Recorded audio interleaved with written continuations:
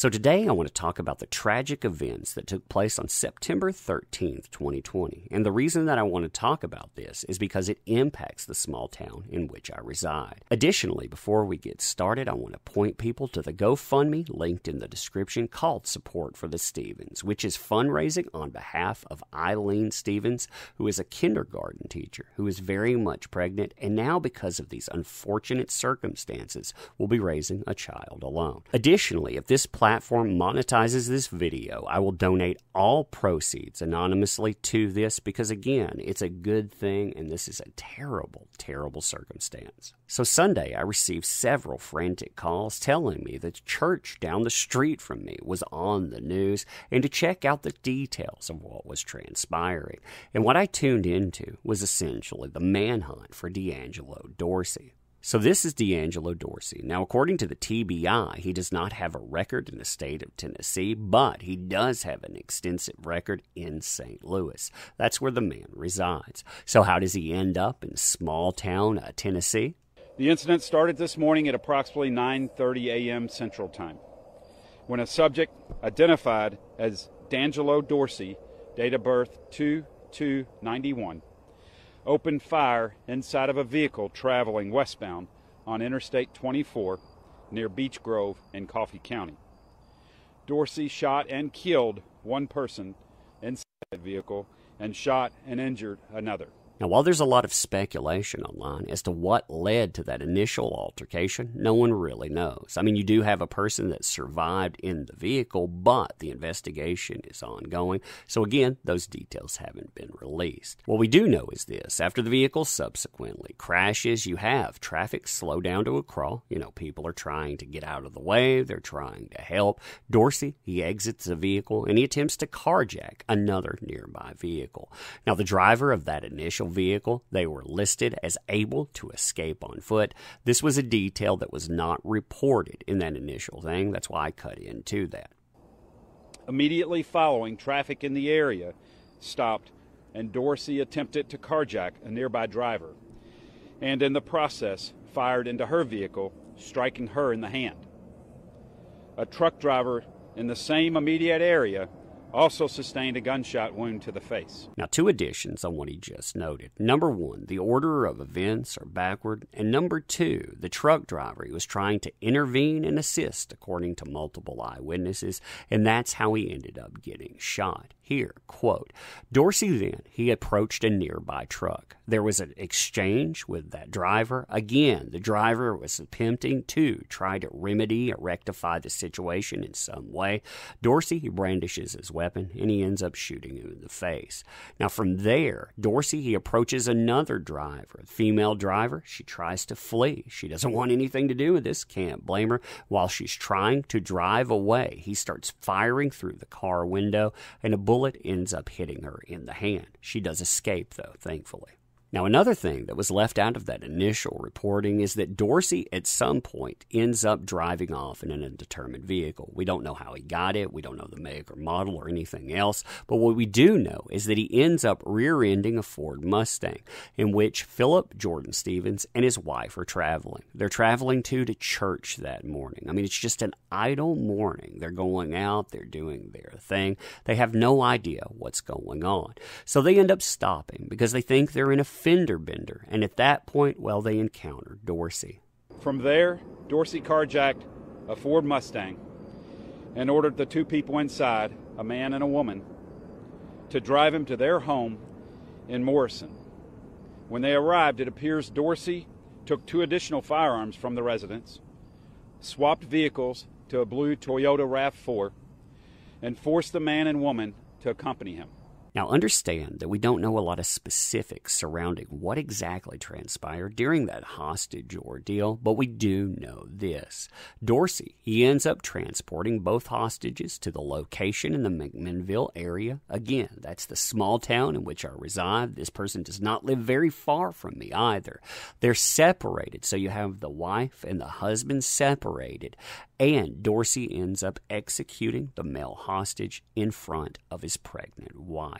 That's horrible, horrible situation. Now, another perplexing portion to that is the fact that Dorsey, he ends up dumping the body near mile marker 111 on I-24 in Coffee County. That's literally the exit you utilize to get from the interstate to where I live.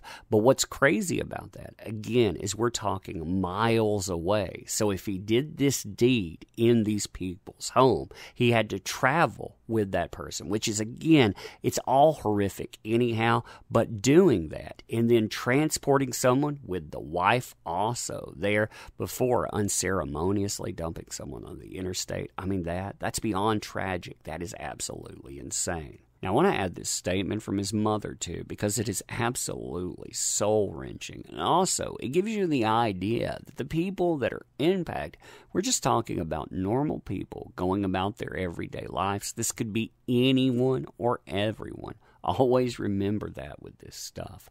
I want everyone to know Jordan died a hero. I just finished speaking with Michelle Stevens. The TBI says her son Jordan was held hostage and shot to death by D'Angelo Dorsey yesterday.